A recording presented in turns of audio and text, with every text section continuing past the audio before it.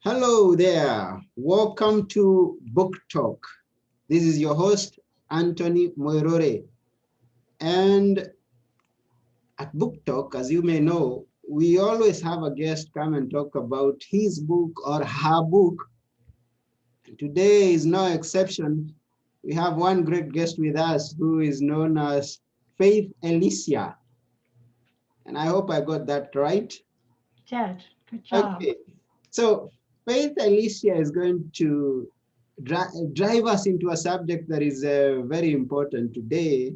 It's called ED. Now, I just saw ED one day and I was wondering, what is ED?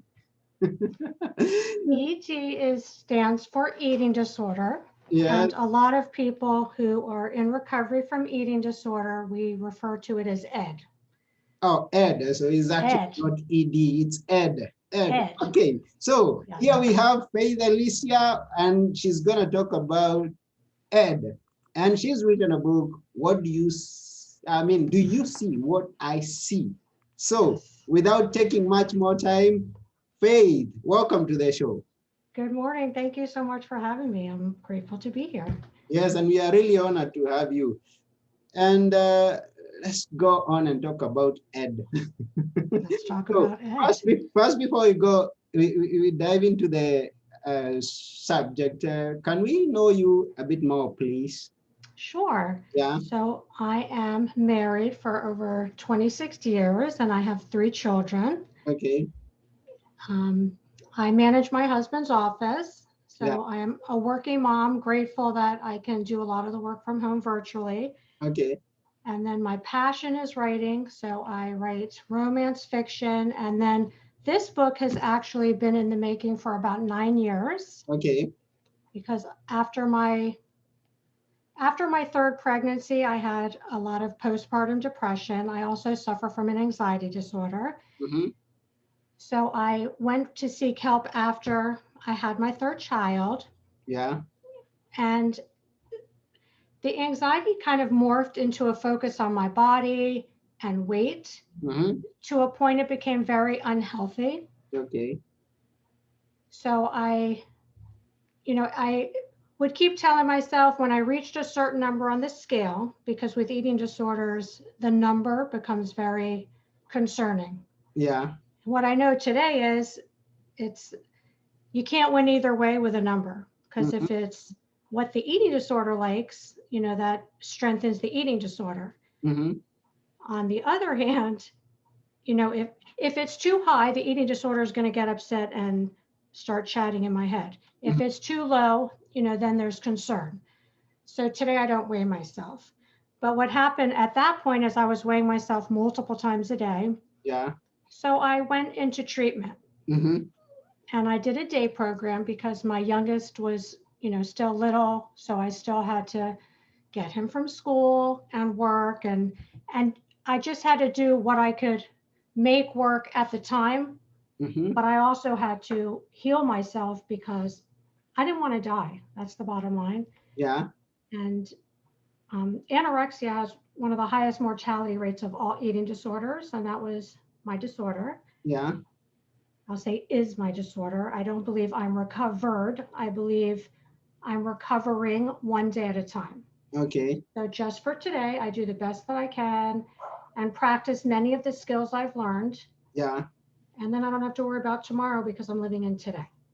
Oh, okay. Yes.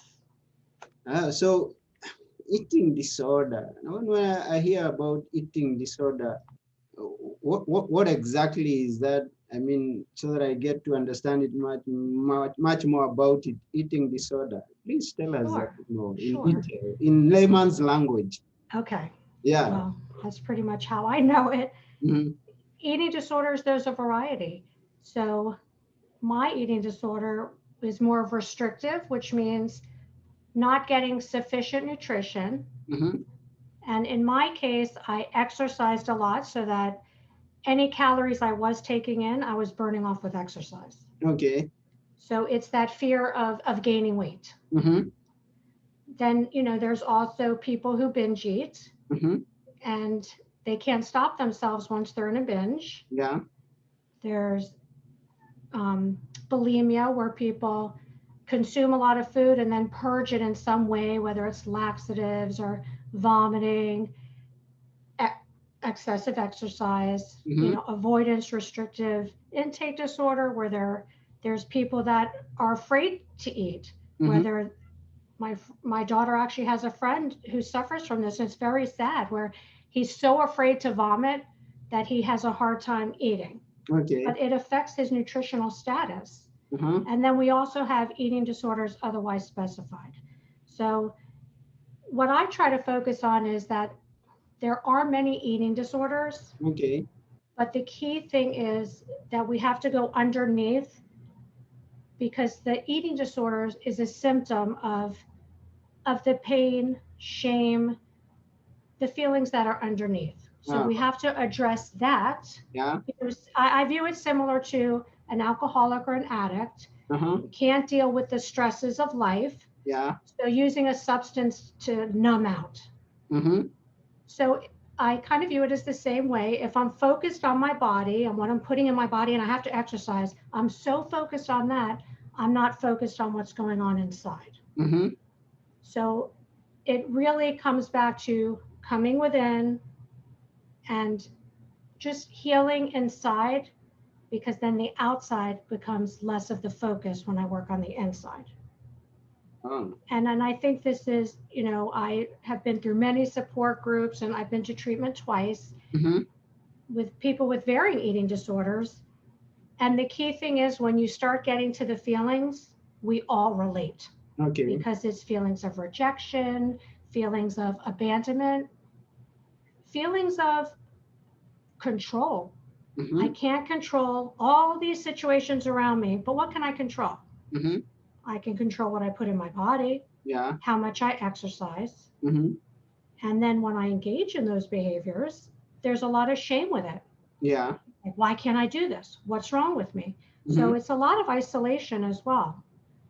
So it's very important, I can't stress this enough, that have to have support when recovering from an eating disorder. It's not something we could be doing alone. Oh, okay. And thank you very much for letting us know exactly what that means, because initially when I heard about eating disorder, I thought it's just someone who is eating, and just not able to control himself. I mean, there's the word eating and then there is disorder, so eating. But Exactly. now you tell us it's kind of an imbalance in what you eat, whether it's low or high, and the feelings inside that may be a challenge to your livelihood. So it's kind of an imbalance. An eating disorder is an imbalance which can fall either way, either much or less. I, I think it's important to stress that no two eating disorders look alike. Mm-hmm. So the key thing to keep in mind is, for one person's anorexia might look totally different from mine. The Okay. key thing is it impairing your ability to function? Mm-hmm. Is it, is it causing issues? Is it affecting your health? Mm-hmm. There's a lot of people that look perfectly, nobody would ever know by looking at their outside that they have such a horrible disorder going on inside their mind. Mm-hmm. So it's really individualized. So that's why if somebody's listening to this interview, I don't want them to think, well, I don't have that, so that's not me. Mm-hmm. If it's impairing your thinking, if it's obsessive, it's just something to think about. Or maybe reach out for help. There's so many websites with questionnaires. Mm-hmm. On my website, faithelicia.com, I actually have tabs about all the different eating disorders with the DSM criteria. But again, it's, how is it affecting your life? Okay. When it's taking over your life, you know, it's not healthy. I could say an alcoholic could have 2 drinks a day and be an alcoholic, but Mm. it's the attitude, the impulsive and compulsiveness of it.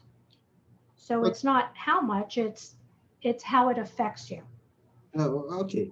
So what you're trying to say is that I could be just a normal looking person with all my body in perfect condition. I mean, my blood pressure is okay, my sugar levels are okay, but then I have a problem because whatever I'm eating is affecting, or rather, I'm minding whatever I'm eating too much. It's affecting my emotions and my response to situations and my productivity at work.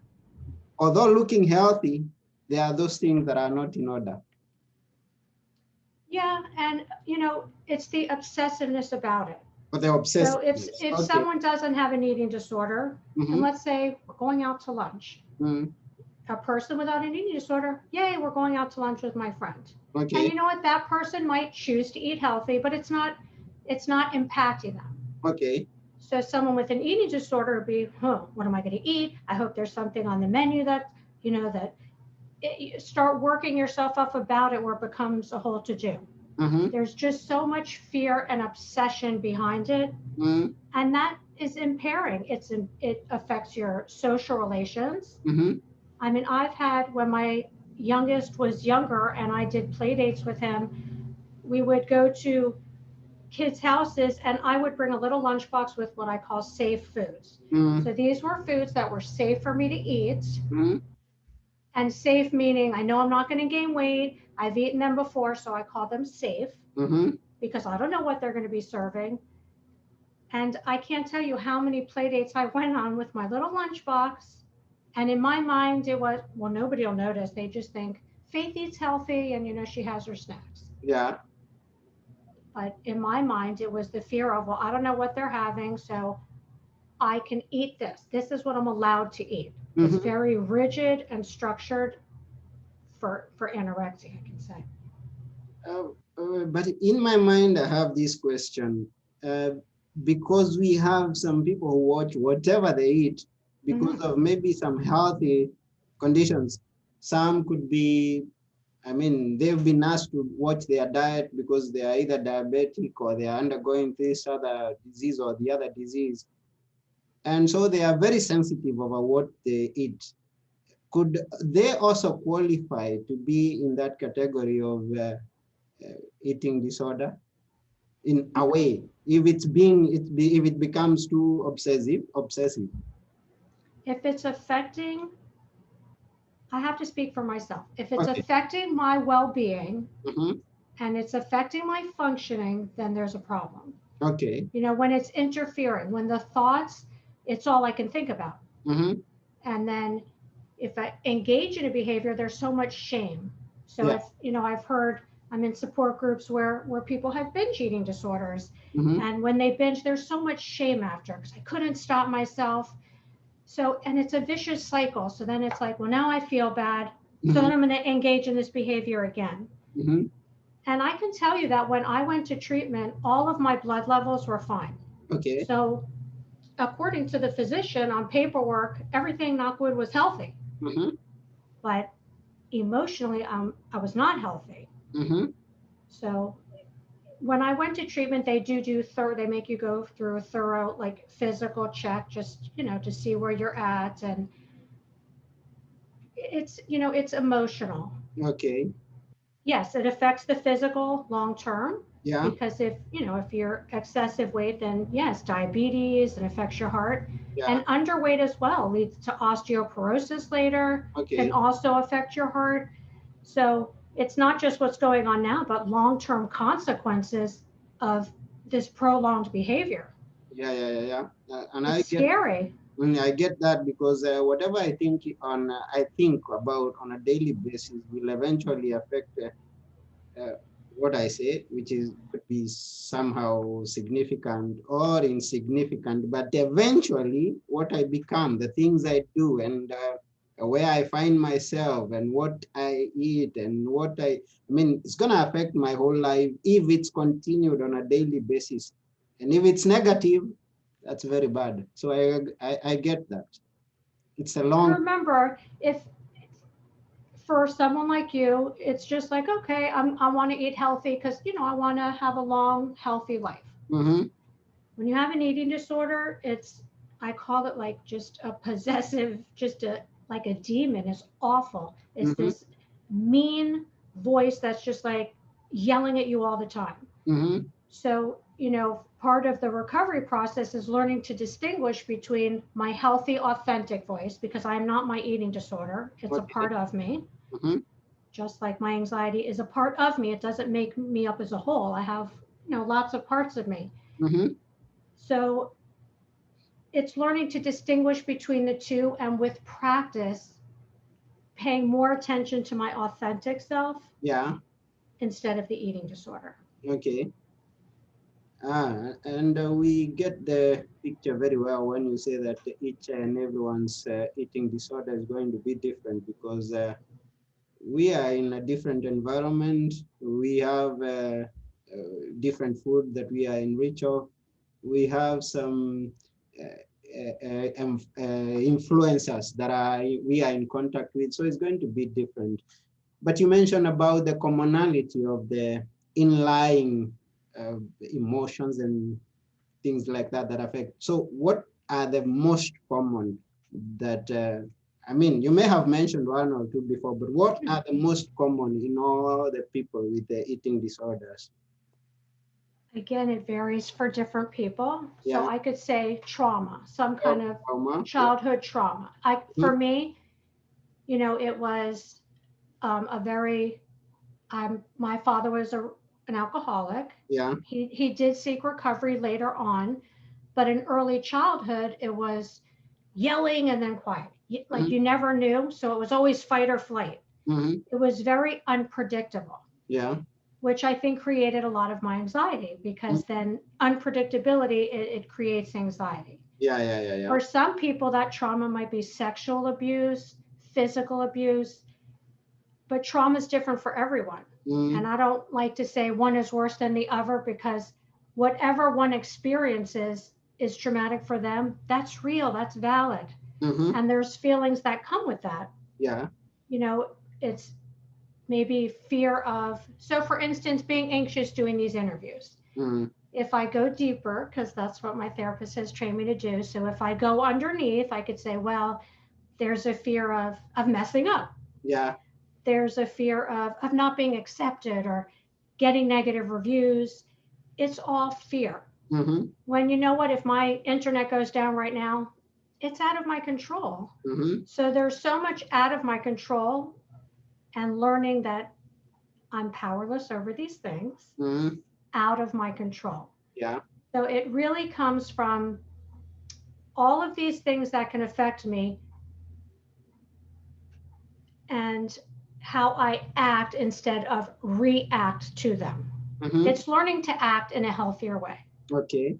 because I knew the eating disorder was unhealthy, but Mhm. it felt safe. Yeah. It was what felt comfortable for me. As bad as I knew it was for my health, and my family sees me just losing weight and losing weight. I felt terrible. So Mhm. much shame. I feel bad for my kids, but it's like that addiction. I couldn't help it, Mhm. because now this happened in the house.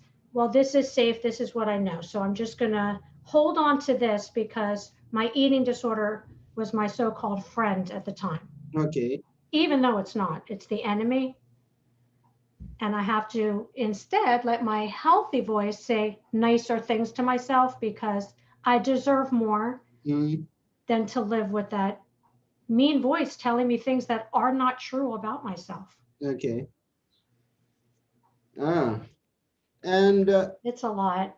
yeah. It's a lot. Yeah, I understand. I understand. And you talk of the fact that you're still recovering. You are still in recovery. Yes, And that's about 9 years since you first realized and you started working on yourself. correct. Into their full recovery in this journey. There are different schools of thought with eating disorders. There are people who are fully recovered, Yeah. and according, there's, organizations that do believe full recovery is possible from an eating disorder. Mm-hmm. For me, and again, I'm speaking for myself, Okay.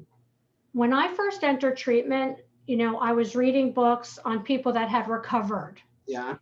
And in my mind, it's like, I'm not going to be able to do that. That's too hard, Uh-huh. because nobody feels as bad as I do. Mm-hmm. it's a very, I hate to say self-centered, but it's so self-focused that nobody could feel as bad as I do.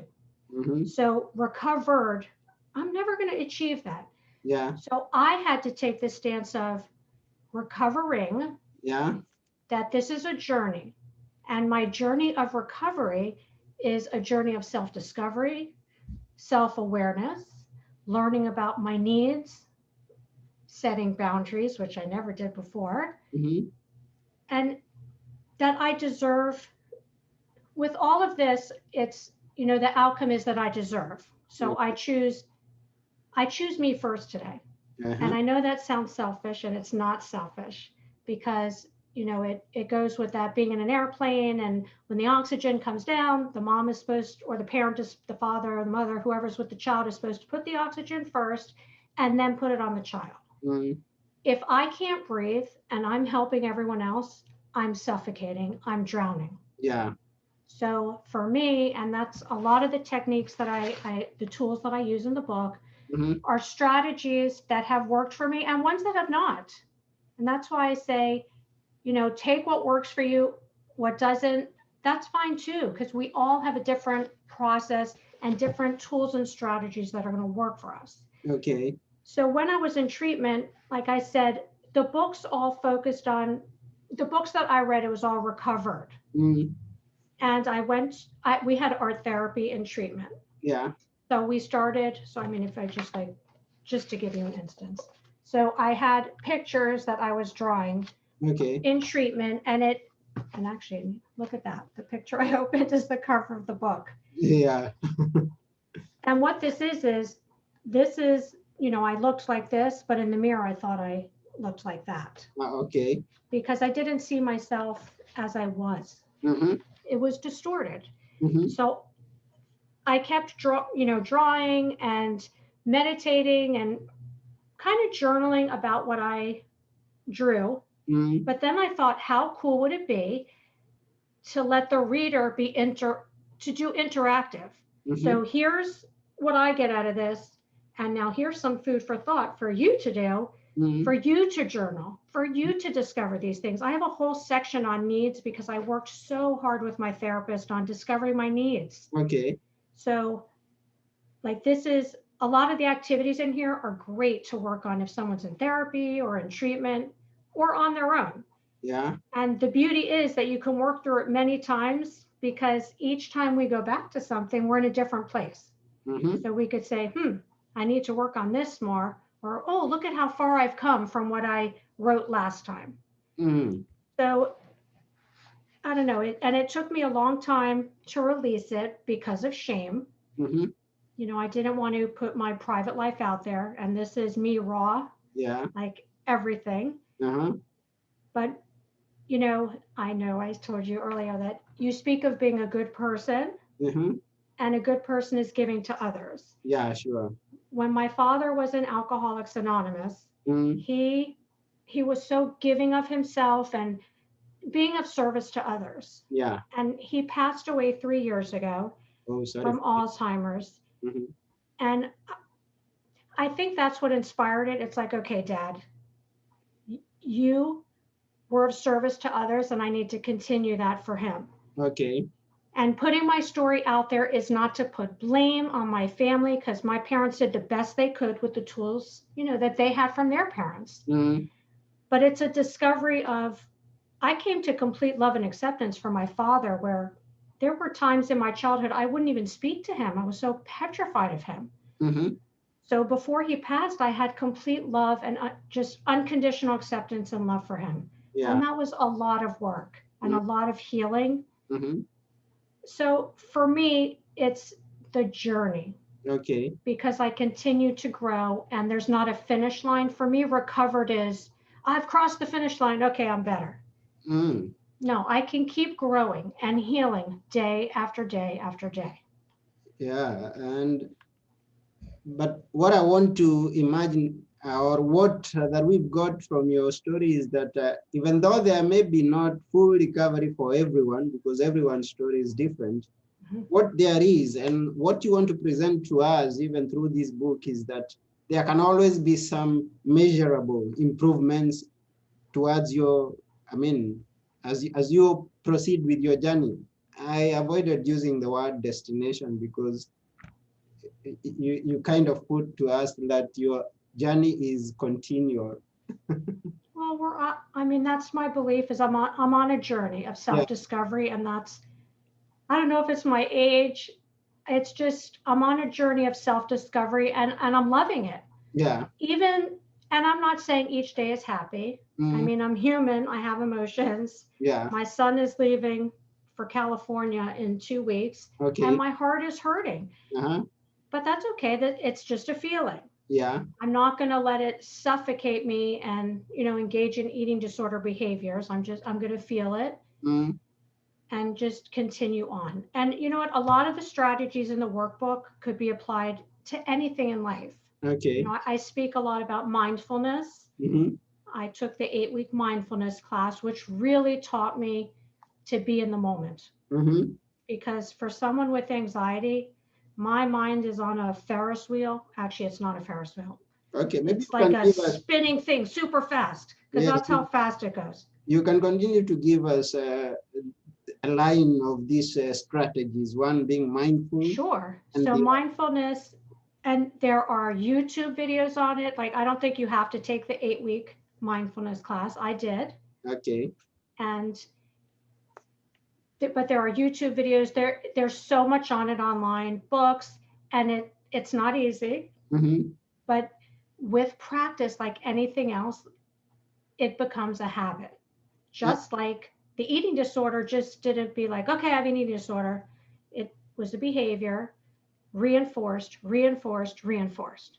So Yes. now I'm using a new behavior of mindfulness, reinforce, reinforce, so that that becomes the focus instead of using a healthier coping mechanism. Okay. And when you talk about mindfulness, what exactly do you mean for someone who is a layman? Sure.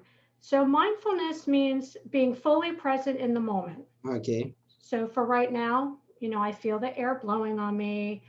The sun is shining outside. I'm talking with you, Mm-hmm. sitting in my chair comfortable. Yeah. I'm fully present in this moment. Mm-hmm. I'm not an hour from now because my washing machine broke and I'm not very happy about that. So I have to go to a laundromat. But So, don't eat much.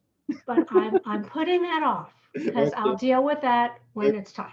But Okay. right now, this is what we're doing, and I'm fully present and engaged with you right now, Yeah. not allowing my mind to go. And this Mm-hmm. takes practice. So I do a lot of meditation. So that's the second one, Mm-hmm. meditating. And again, there's so many beautiful meditation, whether for me, I need guided Mm-hmm. because, like I told you, my mind likes to race. So just sitting quiet for me, then my mind just goes where it wants to. Okay. So when I use guided meditation, I'm focused on the person's voice. Okay.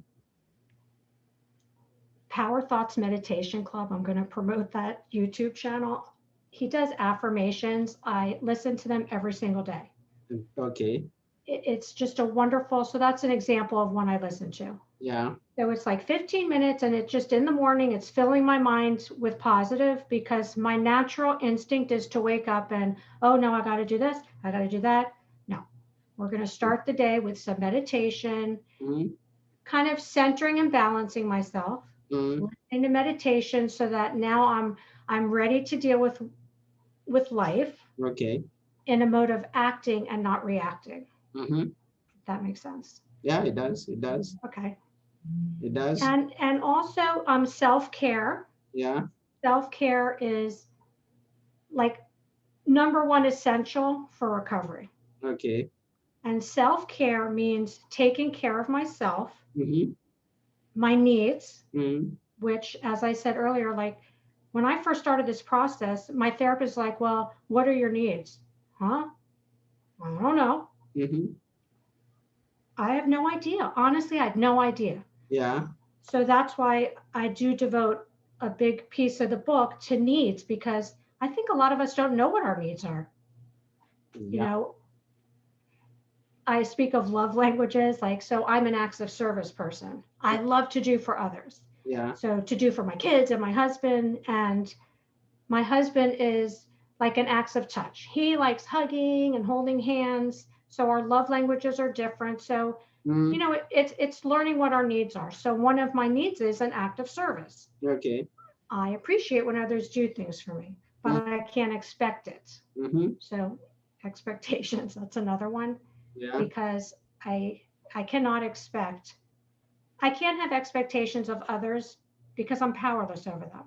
Mm, So I belong to a 12-step fellowship called Codependency Anonymous. okay.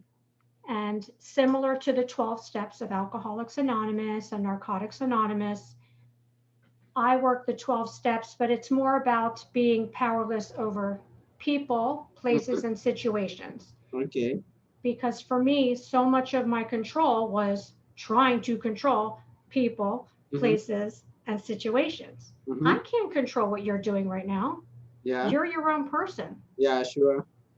So I have to learn that you are you, I am I. All I can control is, if you say something very not nice to me, the Mm-hmm. only thing I can control is my response to you and how I'm going to respond. Mm-hmm. And not taking it personally. The book Four Agreements, I recommend. It's a wonderful book. Okay. I was taught to read it in treatment, and then I'm in a readers group with some wonderful women, and we just read it again. So I'm really trying to focus on, and it's not taking things personally. Okay. That a lot of times, if someone is attacking you, it's really about them. Yeah. It's not Maybe about. something about me is triggering something in them, or maybe they're having a bad day. So I have to not take it personally. Okay. And I'm a very sensitive person. So, like, if someone's upset with me, I don't like confrontation. I get hurt. Mm-hmm. So I'm learning to say, okay, this is not about me. Unless I do something that's wrong, then I have to take responsibility for my behavior. Yeah, yeah, yeah. Exactly. You know, And I guess everything, even like the others we've talked about, it takes practice. I mean, it's not something that you wake up today and you say, I'm going to be responding. Uh, I mean, understanding that the people are reacting out of their own conditions.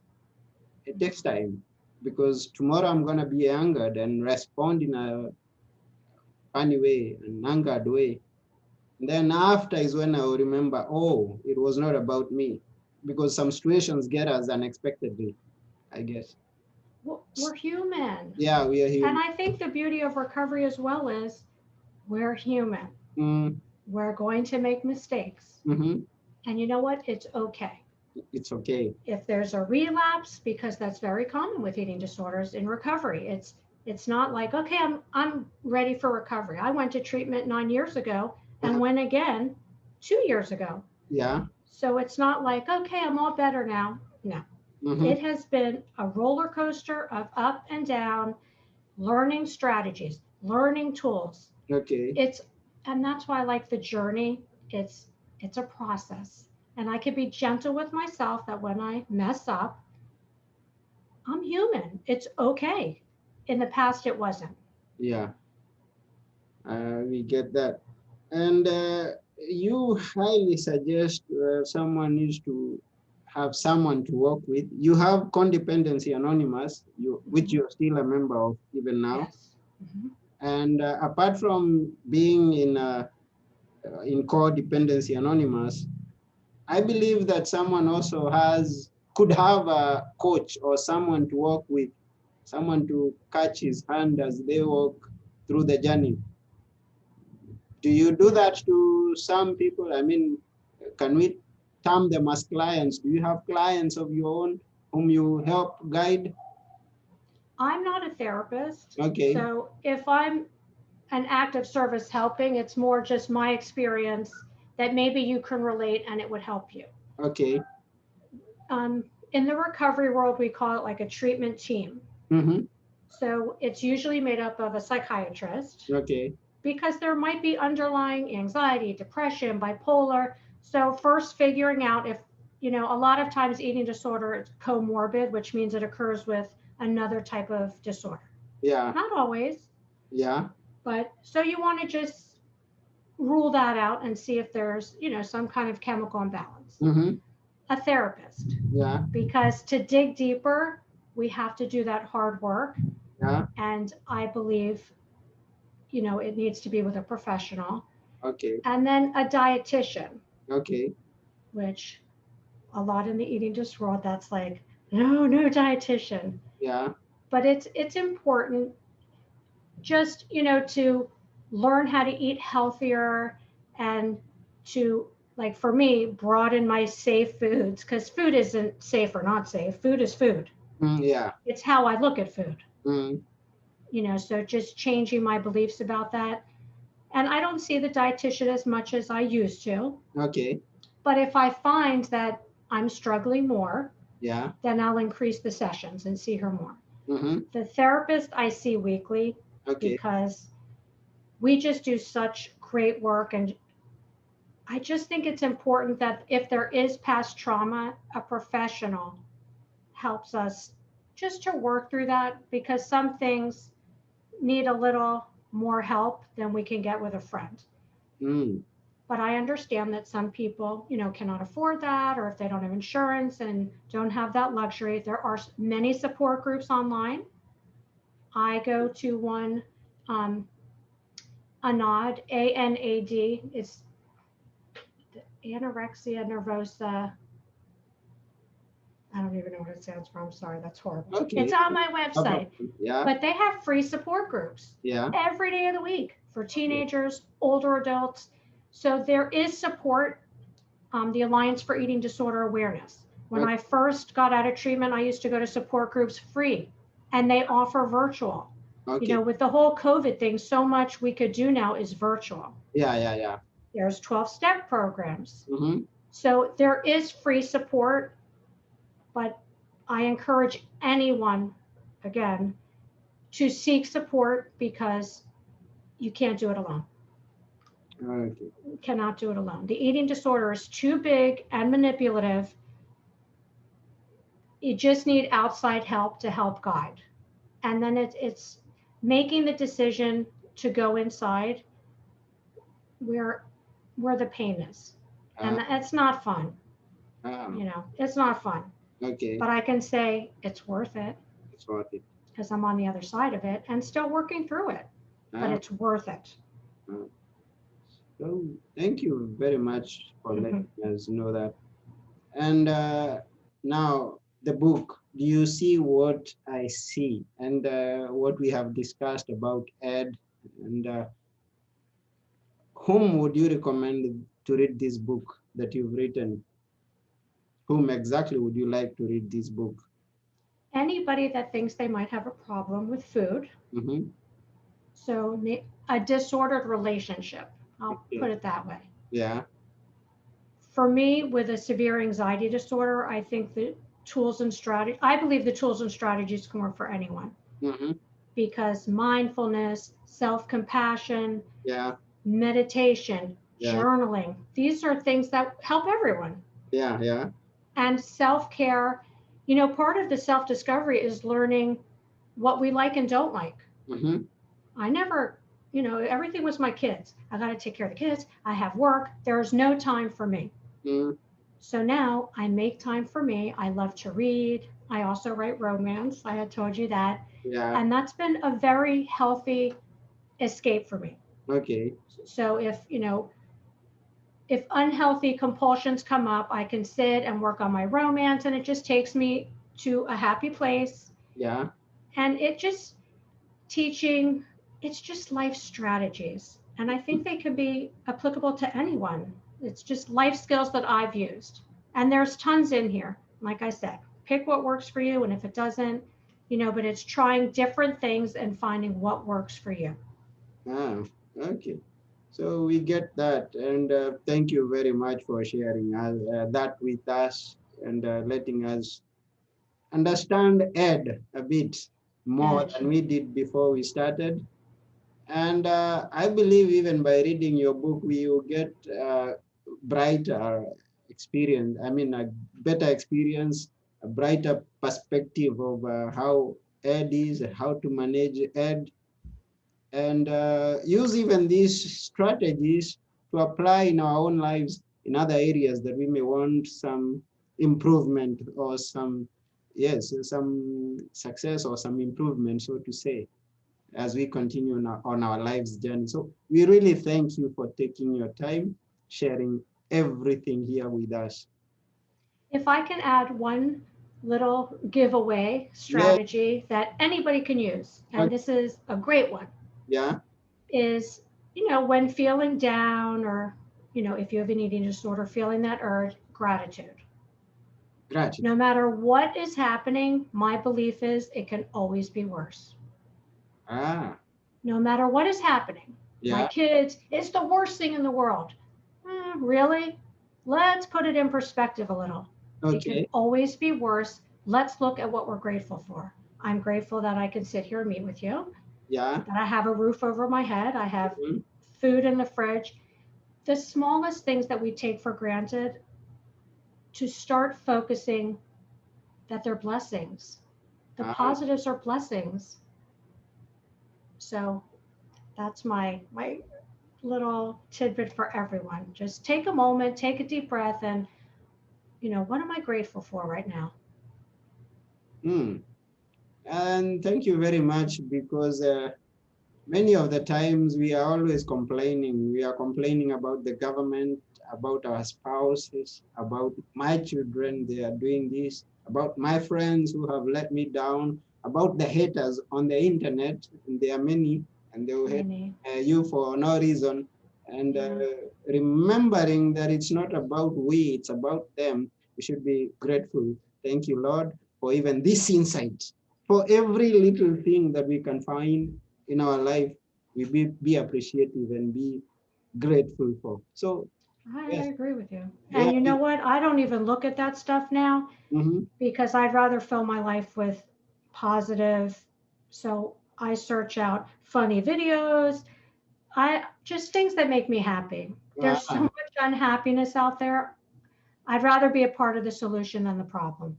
oh yeah, sure, sure, I just, and I'm sensitive. I don't want that.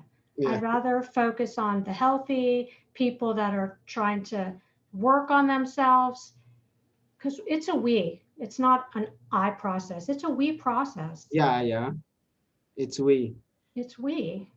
Oh, sure, and that's why we have you here. That's why we are here. We, but it's we. I can't do it That's, alone either. So it's that's why we. we are here. So Yes. let's all be grateful to that. Even you viewers, it's because of you, not a single individual, but a collective you, that we are here. And Yes. thank you very much. We are really grateful. Me, Anthony, your host, and my guest, Elicia. We are, Hey, uh, I'm grateful too. we are very grateful, and we wish you a great time. The question is, do you see what I see? Go and read that book. Thank you Bye so for now. much. Yeah. Bye. Thank you.